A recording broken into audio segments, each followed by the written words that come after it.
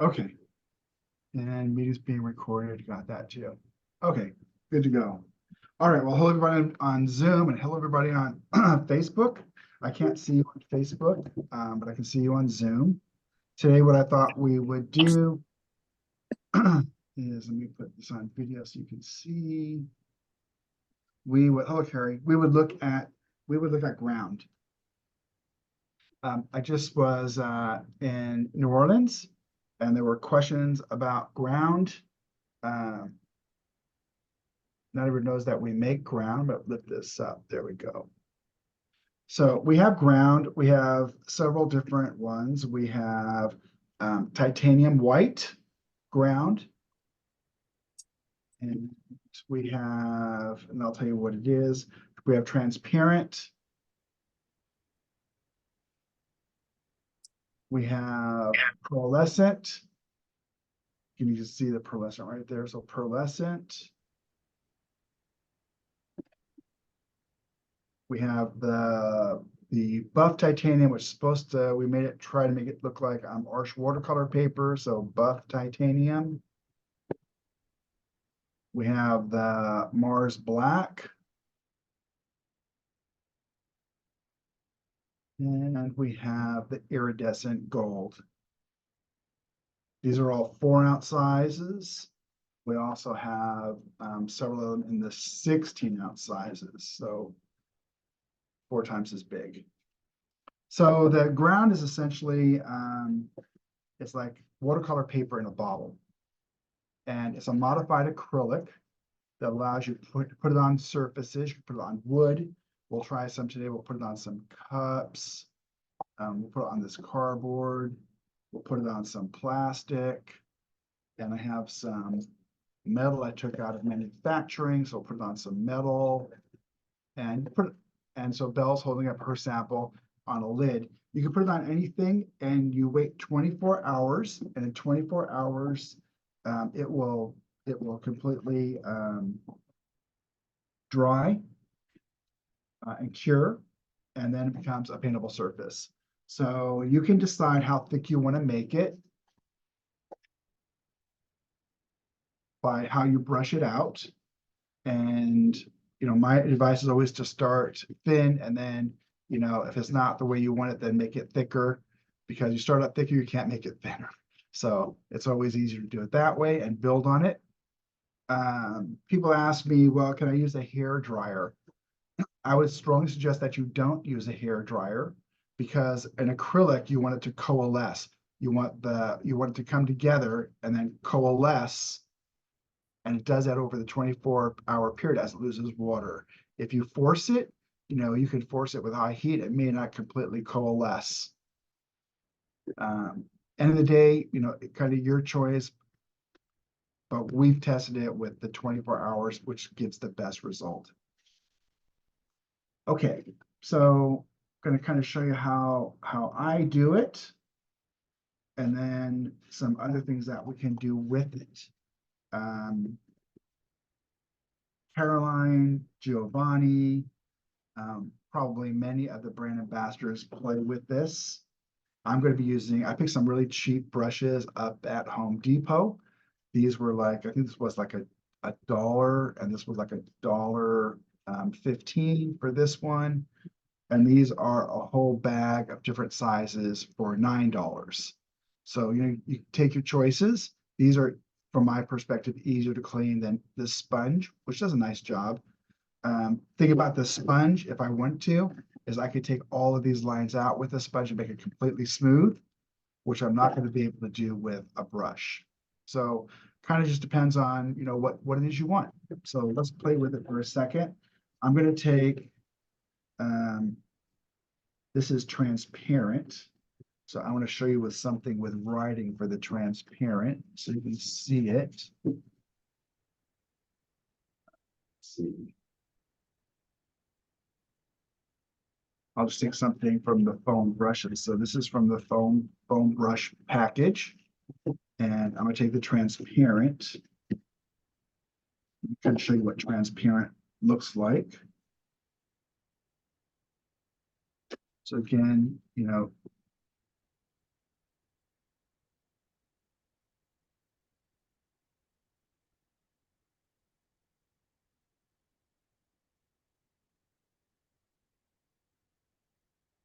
And you can do this with a brush or with the foam. And so it's transparent and then you can read through it. So once this dries and cures, it's a paintable surface.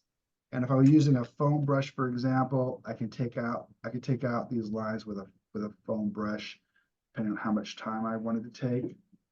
I know some of you are just like perfect at doing this, but you can take all the lines out. If I didn't want any lines, I would just start with a foam brush. Then there's no lines in the material. So you do this on a book and you can read right through it. Then you can do a drawing on it, etc. So that's kind of the way the transparent works. Transparent isn't like glass because there has to be particles inside of it. And so you can still read through it, which makes it transparent. And to clean it, I'm going to clean it in water, just like you would a house brush, painting your house or your bathroom. Show you.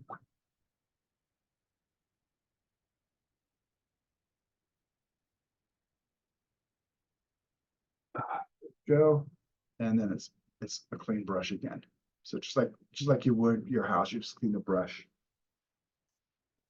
I'll also show you on this Da Vinci brush. What I won't do is I won't go up into the ferrule. I'm just going to kind of go like right to here.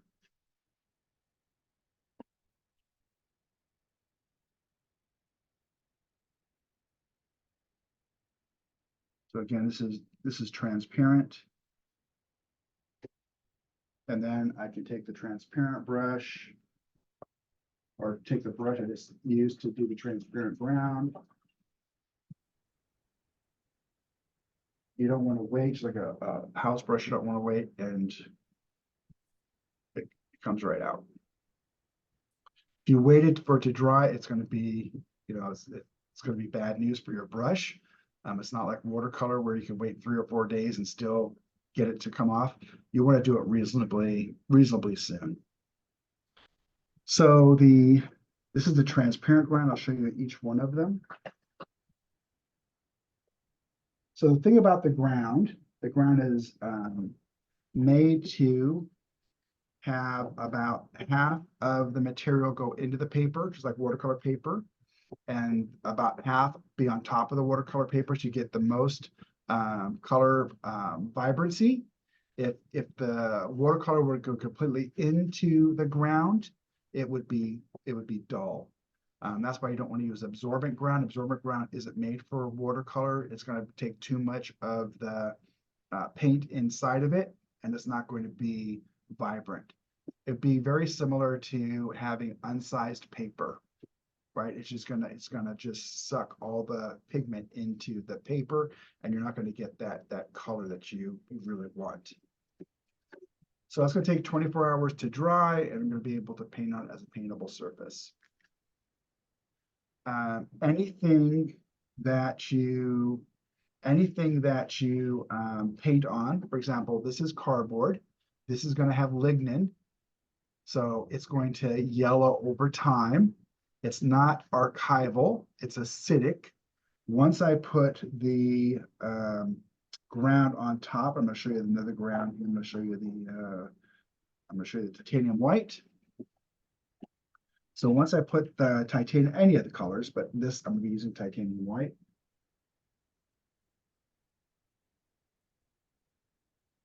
Once I put the titanium white or whatever other ground you're using over the top, anything on the surface and above is going to be archival. Anything underneath the ground is whatever that substrate was. If it's wood, it's going to have lignin, so it's going to be non-archival.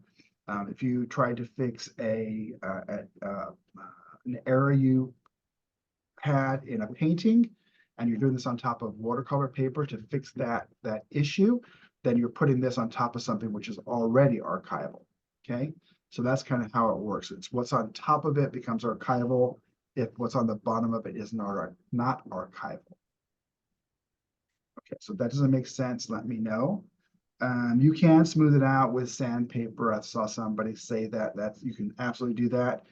As it's starting to cure, you can also take a very moist sponge, and you can take any markings out of it. You can also be as creative as you want and put markings into it. Some of you may want to do that, and you can absolutely do that and let it dry over time to get whatever markings you may want to have. John, can you put it on with a knife to have thick relief in You a abs stream? you absolutely can. You'll just have to wait longer for it to cure, but absolutely. Yeah, just the thicker you go, the more time it's going to take to cure. If it happens to get a little bit thick inside of the, you've left it open, whatever, as you're doing your work, and maybe forgotten it's been 10 hours and it's thicker, you can let it down with about 10% water. You can do that one time. You can't do it multiple times as it dries, because you're gonna take away the way it was made. But you can do it one time to get it to be more moist again, if you will. But yes, you can be very creative. So yes, with a knife, with a credit card, you can cut into it, you can make any shapes. So it really allows you to take it all over the place. You see a lot with Carolyn's work. She does her work with this is awesome, as with Giovanni. So let me show you some other things you can do with it. Whether it is any color ground, but certainly with the titanium, let's take some out. We'll take, I didn't grab a spatula from the laboratory, but I did go and rob the coffee machine and take some of the coffee stirrers. So there we go. Take a little bit out, take whatever amount you want to take out, and then you can choose whatever color you want. For example, I'm going to be using, here is Cad Red. So, and you can put up to 10%, maybe a little bit more, certainly not more than like 13% by weight. So I'm going to put like a nice little drop. This is probably on the light side. I can make this stronger if I wanted to, but I'm going to call that a 1 to 10. It probably isn't. I'm probably light on the Cad, which means I can add a little bit more when we're done mixing. But you can choose whatever color you want. You can choose to have, you know, a Hansa, a red, whatever you want. And you can just mix them in. Just take a second. Again, a spatula, the flat edge is going to probably do it better and faster for you.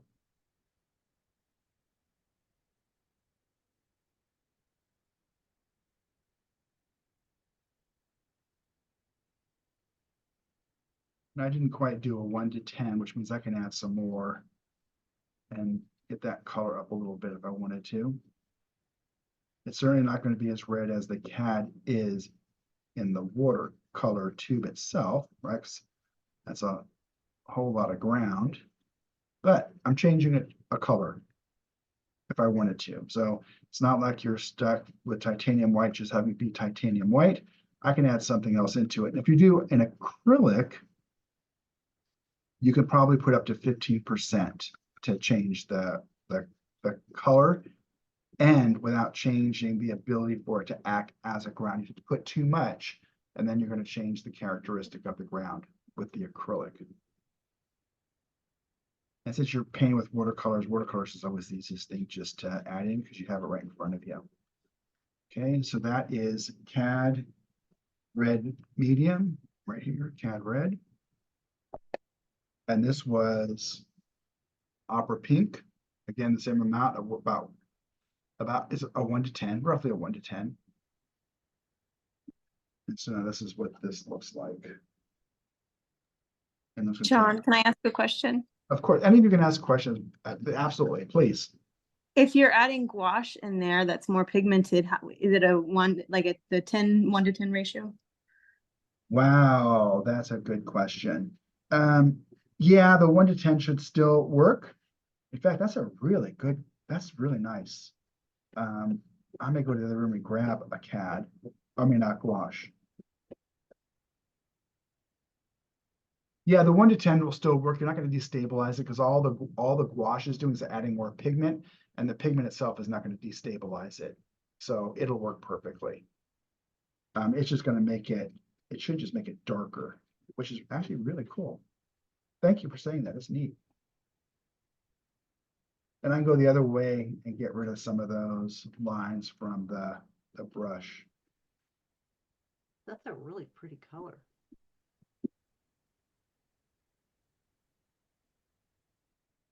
So that was just, about a quarter size of titanium ground to about 1/10 size of the watercolor, and it's quite beautiful.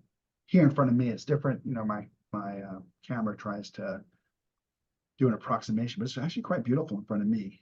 That's extremely pink here with the opera pink, and this is just the regular titanium.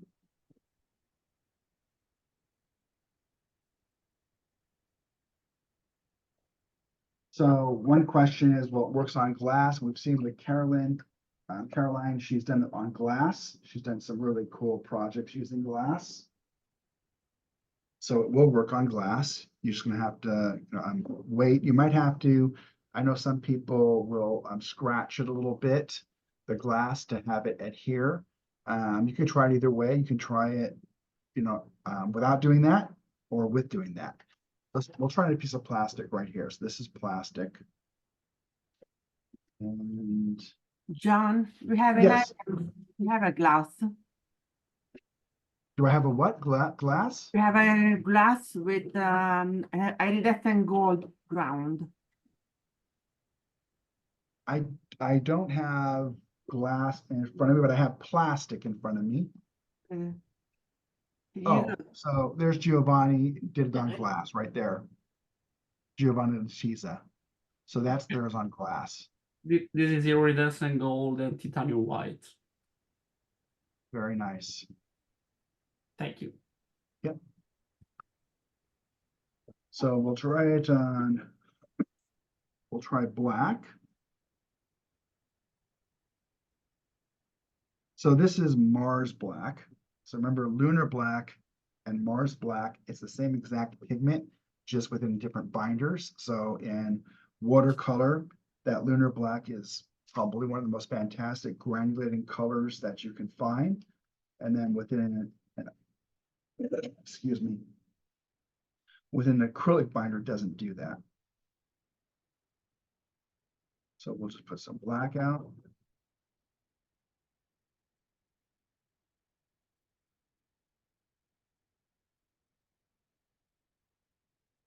Put the black.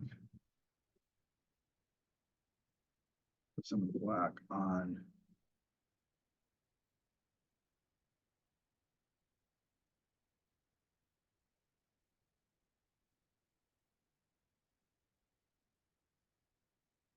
I don't have a light touch.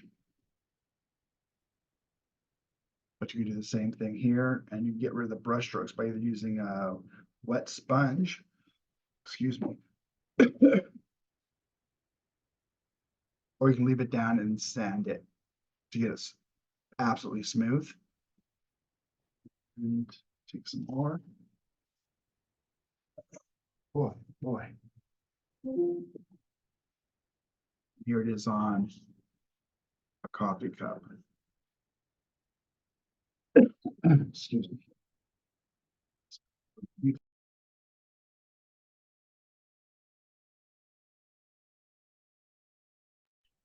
John, I've got a few samples if you'd like to see some. That would be beautiful, please. I'll just turn my phone around so you can see what we're looking at. Oh,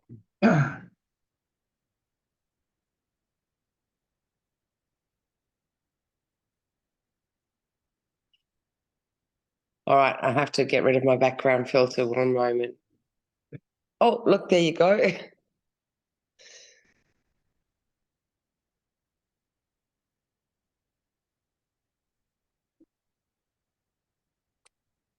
So whenever you're ready, Ethel, I've got some samples for John to show. So nice, Caroline. I love them. Yeah, so I often find vessels in op shops and put a watercolor ground on the surface and then use it as a surface to paint. And it's always a fun exercise to have your artwork on a 3D surface. So the same as the little vessel here. So they're ceramic pots So that might have been dated. Caroline, Yeah. And also quite often I use watercolor ground on the cradled boards. So you'll recognize these cradled boards. They're art boards that you can buy from the art stores. And in this particular one, I've put a watercolor ground, painted the surface with an artwork.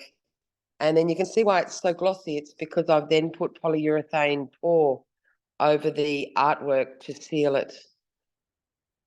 Whereas the vessel, I've actually used a cold wax to seal the surface of the watercolor painting so that I can take it over to a sink and rinse that jar without losing the watercolor painting. so it's just And like a again, regular another wax. cradled board. It's just like a Yeah, regular I use an wax. artist.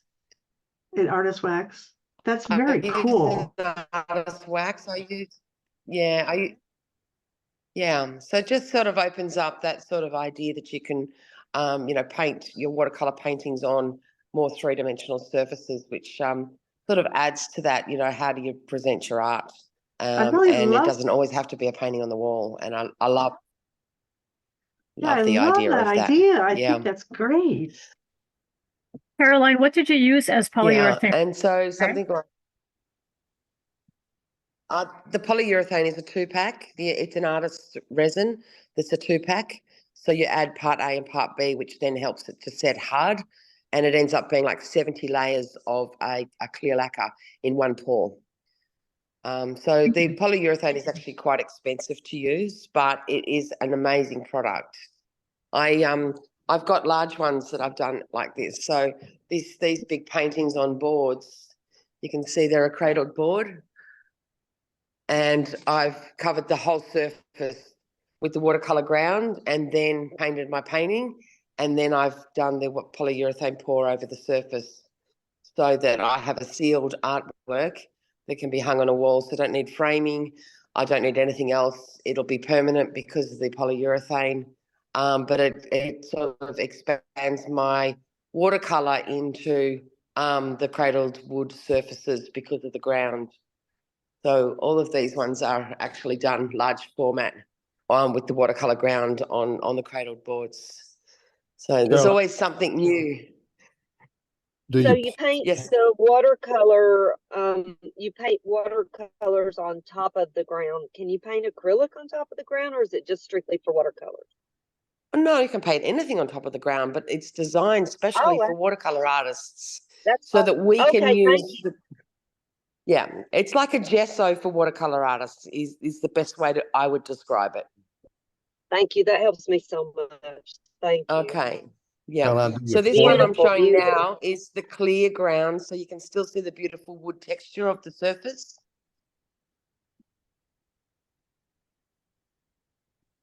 Caroline, these are amazing. Thank you. I love them. I just think the ground is the most incredible addition to the watercolor world. So anybody that's not already using it should be using it. Caroline, on the pottery that you did, is Yes. the color ground you choose just a matter of choice, or Yes. is there? I'm sorry. Yes. In Okay. fact, if I show you this little vessel, I've actually used white ground and black ground. Okay. So I've actually done a bit of both on the surface. And then I've used the watercolor as well on top of that. So it enables you to do interesting things. By getting really close here, you can see the original three-dimensional surface of the actual Yeah. pot itself had little gum nuts, and so I was able to still use the interesting surface that little pot actually already had to start with. Yeah. Can you see the three-dimensional on the side there? Yeah. So yeah, it's just really, really fun, and just takes your artwork into a three-dimensional surface or an alternate surface like the wood panels, perspex, glass, you name it. It just, our watercolor world suddenly enormous, and we can do so much because of the ground. So I think it's fantastic. Well, it's really pretty. Thank you. Appreciate it. You're welcome. It's nice to see samples beyond the swatching, isn't it? It is. Those are beautiful. The last one, did you put any protection? Did you put any wax on it? Wax? The board or the vessel? The last vessel. The Oh, one yes, that so has that one watercolor ground, black and white. Yeah, so that one has got the cold wax polish on it. But the cold wax doesn't give it any shine. So if you want to shine, you need the polyurethane. Correct. No, you can still use a spray lacquer, a spray, an artist, spray finish lacquer. Okay. It's just a choice. I like the wax because you still get that matte feeling of a watercolor painting. Or as soon as you add a gloss finish, it feels more like an acrylic or an oil painting. So it's a very different finish. And that's why I like the wax, and I often use the wax. Okay. Thank Caroline, before you do the polyurethane, do you fix it with like a varnish? I don't, because it's a pour. You're not using a brush, so it doesn't move anything. Obviously, your artwork's completely dry, etc., before you would even consider doing that. The big tip about polyurethane is you have to follow the instructions very carefully. You have to mix the two parts, A and B, accurately, and you need a steady temperature to cure the polyurethane in. And so you actually really need to do it in warm temperatures, not in cold temperatures. So I find it's not a winter product for me; it's a summer product that I can do with good ventilation is mandatory. Absolutely, and a level surface, because you're doing a pour. Naturally, any fluid will want to move according to the level of the surface. So they're the little tips you learn when you start playing with any kind of pouring resin. Caroline, is there a specific kind of resin that you found that works better with what? I just say go for an art brand. Don't use a hardware store brand, because a hardware store brand doesn't guarantee clear drying.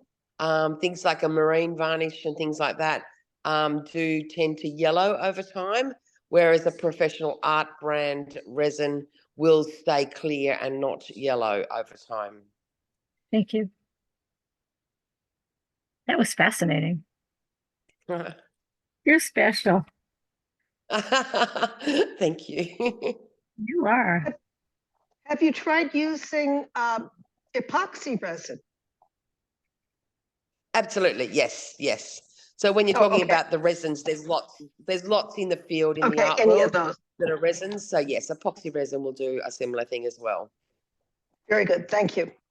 Yeah, the idea is that you have to seal your watercolor work, and if you've got a three-dimensional vessel, you can't just wrap glass around it, so you have to find something else to seal it with.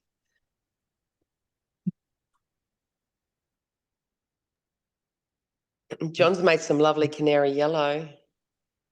Well, I'm gonna try what was asked. This is Hansa yellow. It's actually really beautiful here.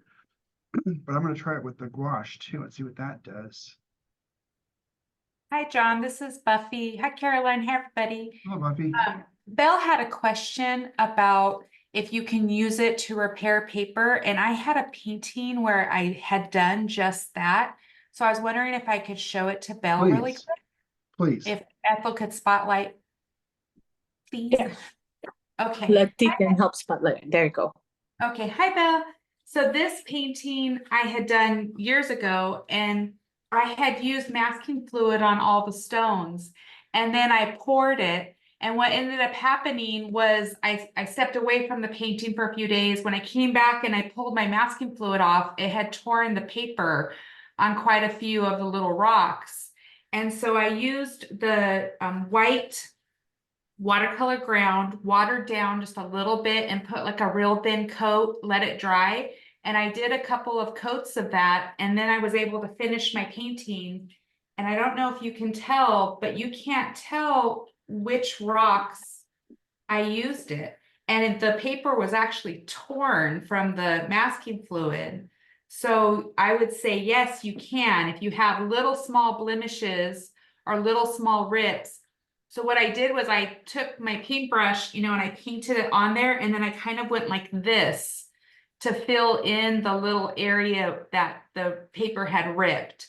So I just wanted to show you guys that because it is really helpful. Those little things happen sometimes, and if you're really into your painting, it can be quite a bummer. So yeah, I just wanted to share that real quick. Thank you for that. It was an answer that I gave somebody in one of the groups that I belong to on Facebook, and her cat had landed on her painting and had ripped it about halfway up. They finished painting of a boat, so it was still in the reflection of the water. So I suggested using watercolor ground on it. People were more concerned about the texture over the paper. Yeah, I would say just, especially if you're using granulating, the texture, I mean, I've shown this to friends before, just as an example in class, and they couldn't tell me which stones had the ground. So if you do That's it, great. Just do it in a little layer, let it dry a little layer. And like I said, you can kind of tap it in. And yeah, it saved the painting because I really liked how the background had come out on this. So I didn't want to lose it. Thank you. Yeah, thank you for letting me share. Thank you, Buffy. Thank you, Bill. I love your rocks, Buffy. I think there's a good thing to suggest to everybody to be aware that watercolor ground will not behave the same as watercolor paper. Okay. And you can do glazing layers and correcting things, but it is slower to dry between layers. Yes. But you can also lift it out of the paper, out of the watercolor ground beautifully. You can, clear areas or use your stencils to do a rub negative and all sorts of fantastic things. But if you wet one area and you have a dry area next to it, it does behave to get that nice sharp line of the wet versus the dry when we're doing our wet area versus dry area bleed. So there's many attributes that are like watercolor paper, but it is not the same as painting on watercolor paper. You're exactly right, Caroline. It was funny because I actually was going to see if I had a chance to share this one too. So this one in class, we were doing this kind of dusky boat scene, and we put the ground, watered it down a ton. I mean, more than usual, more than 50%. And we put a light coat on our paper before we painted to see how it affected lifting. And for instance, we noticed you can lift a little tiny bit better. So if you want to soften an area, like you were saying, it does behave quite differently, but look at how much you can lift. And normally you wouldn't be able to lift quite that much, So if you ever want to play around with some, just a neat little scene like this, you can really soften things or lift something, or like I have little paint splatters, and because of the ground, I could pull them up quite a bit more. But it was really fun to play with a painting on top of the ground to see how it acted. So thank you for saying that, Caroline. You're welcome. Awesome. Thank you both. And so this is, I don't get to see the difference here. This is the ground, Hansa yellow medium, and this is the watercolor Hansa yellow medium. Much darker in the gouache. So this is the gouache, and this is the watercolor, or like a canary yellow, and this is just a darker version of it. So you can use either one. Okay, and so I mean, even though it feels dry, I would still wait the 24 hours for it to cure. And if you want to make it thicker, you can just add another layer at that time. If you want to do another one after that, you can do that. Absolutely. This one is going to have the shape from the brush. And that's my opera pink. So there's, if you use the luminescent colors, they will, you have to see how they work for you. They'll work. The one thing you need to always know about the luminescent colors, the ones that have the mica in them, if you put any type of a spray over the top of them, you may change the amount of how the light's going to come into it, and so it may not give you the result you want. So you probably want to test that too in a small section before you put something over the top of luminescence. So with that, does anybody have any questions about the grant? It's a thank you, Buffy, and thank you, Carolyn, for showing your work. It really is it's a creative tool. So it allows you to do stuff in 3 dimensions, do stuff outside the box, if you will. John, I have a question for you. Yep. Concerning Opry Pink, 2 questions actually. Concerning Opry Pink, if you're using it on the ground and you're covering it again with the ground, is it going to detain the light fastness of going away? And the other question is, which products have the more pigment load between the sticks, the pans, and all the products that you make? Okay, so the light fastness has everything to do with the pigment. And so putting it inside of a binder can maybe have it increase ever so little, but you're not going to change it materially. So if it's not light fast, it's not going to be light fast. Did that answer that question? Yes, that answers the question. And then there was a second one. What was the second one? Second question was, which products have the most pigment load? So they're all made pretty much the same. The only difference is the amount of water. So the ones that are going to have the highest pigment load, because they have the least amount of water, are going to be the pan and the stick. The pan is going to have the absolute most because we pour it, dehydrate it, pour it, dehydrate it, pour it, dehydrate it.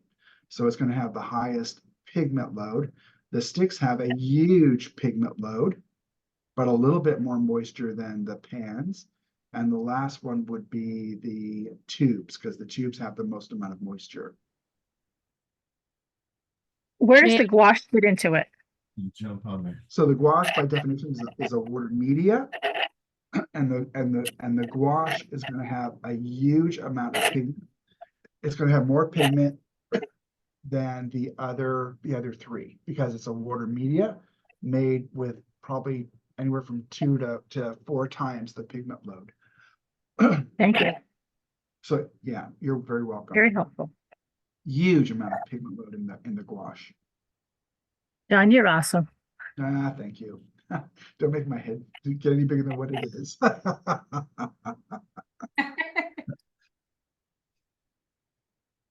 Well, what's so good is John does have the answers, and so being the expert on the Daniel Smith paint and everything, you know, that's another reason why we need to tell people that they need to buy Daniel Smith materials, because they're the best, and John knows everything about them. Thank you.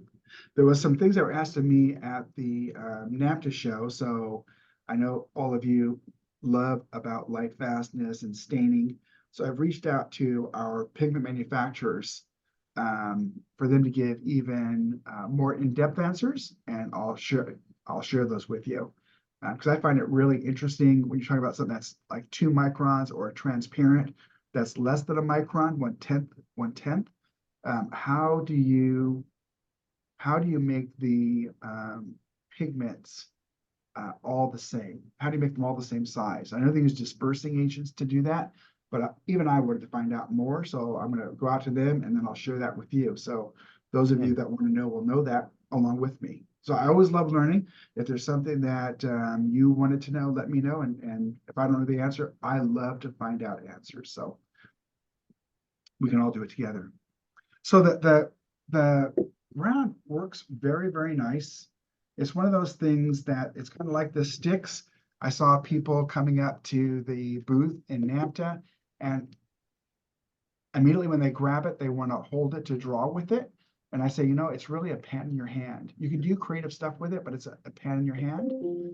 And the same thing with the ground. I wanted to explain to people, okay, so, you know, here's what it does, but then you can do what, you know, Buffy does and what Carolyn does and take it to the whole, you know, the whole next level of creativity.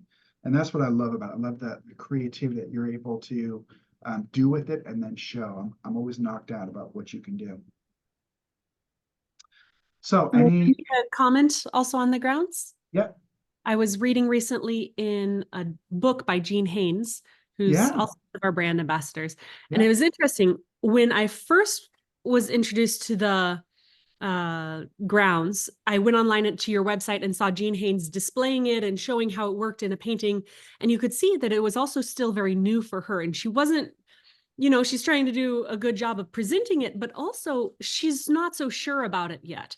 And now here I am a decade later looking at a book of hers, and she's talking not about the use of the watercolor ground in the paintings, but the use of the watercolor ground as just opening up the whole world as something you can paint on. I appreciated that, of seeing how even as artists and even as masters, we continue to grow and develop and learn these new tools. And we're not always sure at the beginning, but to come into our own with the tool and to learn how does the tool work for us and with our own artwork and our own desire for expression. Oh, It was awesome. good to see the progress. That's awesome. Thank you for sharing that. Thanks. Well John? said, Anna. Yes. Thank you, Anna. John, Yes. can I show my box painted with watercolor ground? Absolutely. Sure. Sure thing. Yes. I'm trying to find your cam. Okay, and Okay. Let you can put on. Yeah. There you go. Okay. This is, do you remember this box that yeah. I presented Christmas. at Christmas? Yeah. Christmas, yes. Well, the same box, another one, of course, a coffee from Nespresso chocolates. I painted it with the golden watercolor ground Right. and the black watercolor ground inside with some golden. I alternated golden and black. And here I did the swatches of the interference colors. Beautiful. And here I haven't finished totally, but it's the painting of a bird on the watercolor, on the black watercolor ground, because the interference colors don't show so much on white. And so on black, it shines a lot. It needs finishing, but I think it shows quite well the effect. Don't you think? Yes. Very nice. And well, I didn't do the background, the back of because it needed drying, but I can do. And here in this case, I didn't sand it, but if you sand it like maybe Giovanni would do, he's an expert in that and very patient, then you have a very, very smooth surface. So it's absolutely excellent because you can turn absolutely any object into a paintable with watercolor object. Here there is a mixing of interference colors, but also normal watercolors. There is this green, the spring phthalo green and buff titanium, normal watercolors together with the interference colors and pearlescent. And I love the effect. Thank you so much for creating them, John. Oh, you're so very, very welcome. Very nice, Angela. Thank you. Thank you. And I see Bessie, but I saw Carrie. Carrie, was that you that had artwork? Yes, I have a little butterfly. Wow. So I painted this during our little demo today, but so this is wooden panels, and Can then you I show used that? black. Leticia, can you show that? Can you bring that up on the screen, or did you already? Is it already? Okay, thank you. Oh, yeah. So I did these little black boards. I actually got these at the Dollar Tree, so they were $1.25. And I covered it in the black ground. And then I did this little butterfly today with the interference colors, which really don't show up on white very much, except more than a shimmer. So when you put them on the black, all of a sudden all those colors pop out, just like Angela was talking about. And so I painted this little butterfly today for spring. And then I did the background pearlescent shimmer is the background. Yes, on the black, pearlescent shimmer on the black. Yeah. Yeah. Hmm. Looks gorgeous. Thank you. Very nice. Did you use a very small brush? Yeah. Yes, I used a 1 just to get the in the little shapes. This is like a 6x6 or something, a little less than that. It is big, Carrie. Yeah, for you, yes. I have to start using, because now I have to define my birds, and I will use, I don't know if I have such tiny brushes, but I'll have to get one to define some divisions, some lines. It's very nice effect. If I were closer, I could let you use my brushes. Yes. Listen, but what is this? Is it the background that you left, or is it that you used again the watercolor ground to divide? It's both. I tried to do it kind of like leaving the black ground as the background, and then I did go around like his antennas, and I used an indigo sepia mixture as my black, 50-50 indigo and sepia, and so I did that, and it matched perfectly with the ground. So it's a mixture of negative painting and positive, right? Correct. Oh, that's lovely. Thank you. Thank you. Can I show you mine? I have done here on my notebook. I have done a transparent watercolor ground, mix it with ivory black, and then with I like that. this. What watercolor ground? What color? Transparent. Transparent Ah, one. transparent. Okay. So I mix it this and this. Yes. And then I watch with this. And then I put the interference colors and the pearlescent. So the ivory black is not so black like the lamp black. It's just a little bit gray. It's lighter. So I would like an effect of something a light black and rough paper, a kind of rough. So because with this brush, with the sponge brush, it's a rough effect. That's a great idea, Letty. Thank you. Yes, have you tried it great with idea. Lunar Black Yes. Yeah. also? No, the ivory. The ivory one. With the ivory, but have you done, because I also have transparent ground and this is super, I want to do it. And I also have ivory black, but since the Mars black was Lunar Black, Lunar can you black mix is them? darker. So lunar black is darker than the ivory. So you okay. can get a more darker black. Excellent. Oh, that's good to know. I'll give it a try. Thank you. And the darkest black is? Lamp. A lamp, yes. Thank you. Thank you, John. No, you're very welcome. Okay, so thank you everybody for sharing today. I appreciate that. I think the more each person is able to see, the better. This was phthalo blue and titanium white. So you can actually kind of pick whatever colors you want and play with them. Thank you all for joining today. I hope you're able to join tomorrow. We're gonna have Rajat tomorrow, John. Tomorrow's Rajat, yes. Yeah, it's good to see you, Rajat. It's good to see all of you. Thank you for joining. You all look really good. This is called This my is- my. This has Thank been you, really, John. Always fabulous. this has Yeah. been really interesting. Thank you. Oh, A thank you. suggestion, John, for your Yes. demonstration that is a very nice thing, but needs to drive overnight before you can paint on it. Bring it back Yes. next Thursday and paint on it. Okay. We I'll bring it challenge back. John to make a painting. I'll bring it back next Thursday. Okay. We just gave you homework. I think I'll do a stamp on top of it and then paint inside the stamp. How's that? No, real painting. We want real Yeah, painting. yeah. Come on, John. We're going to turn you into an artist after all. Okay, I will certainly try. Do you have enough paint, John? Do you have enough paint?